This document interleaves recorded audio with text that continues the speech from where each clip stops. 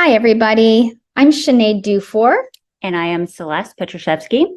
and we are happy today to be here to tell you a little bit about the research that we conducted on diastasis rectus abdominis.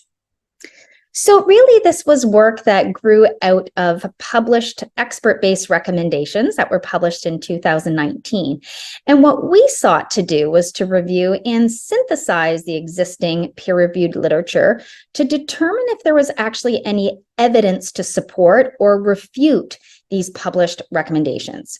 Specifically, we wanted to see if there was any relationship between the linea alba and four factors, being breathing mechanics, pelvic floor muscle function, lumbopelvic pain, or the structure and function of the broader abdominal wall.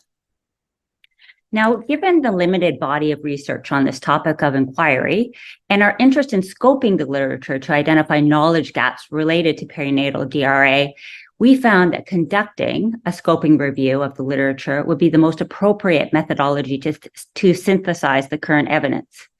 In addition, a scoping review would be helpful to clarify new concepts and potential relationships between the linea alba and the four factors mentioned in the previous slide.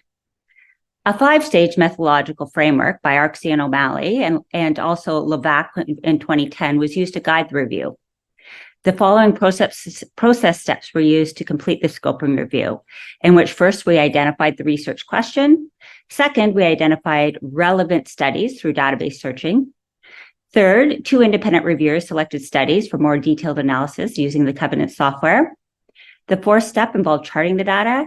And the fifth step involved collating, summarizing, and reporting the results. The initial literature search yielded 821 articles that were screened for titles and abstracts.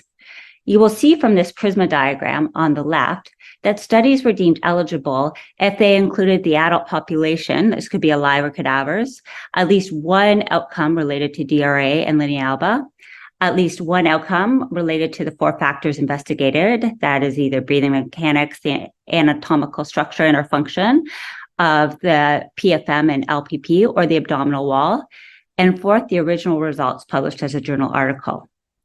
A total of 396 articles were identified for full text review, and after exclusion, a total of 31 studies were included in the final review. The most common reason for study exclusion involved no discussion of a relationship between DRA and the factors, followed by a wrong study design or a wrong population. Identified studies were categorized into four categories corresponding to the four factors matching the aims of the study. Interesting, you'll see on the right there that no studies were found relating to DRA and breathing mechanics, which is factor one. Several studies reported on more than one factor, which resulted in 11 studies and investigating PFM, which was factor two, and DRA. 10 studies explored lower pelvic pain, factor three, and DRA, and 18 studies examined DRA and the function of the abdominal wall, which is factor four. And so what we ended up finding actually that for the most part, the studies reviewed really weren't able to determine necessarily support for some of the recommendations in the guidelines published in 2019, but also weren't able to refute them. A lot of the studies weren't really necessarily set up to do this. We really didn't find established relationships between breathing, pelvic floor muscle function, and lumbopelvic pain. We did, of course, find connection across the linea alba and the broader abdominal wall.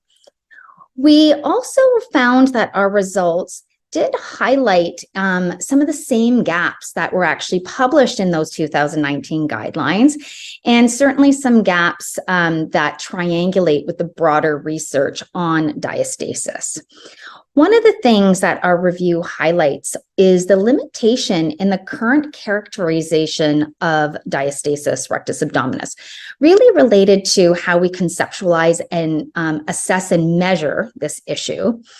And that has certainly been a conclusion of others who have recently conducting scoping reviews of the literature.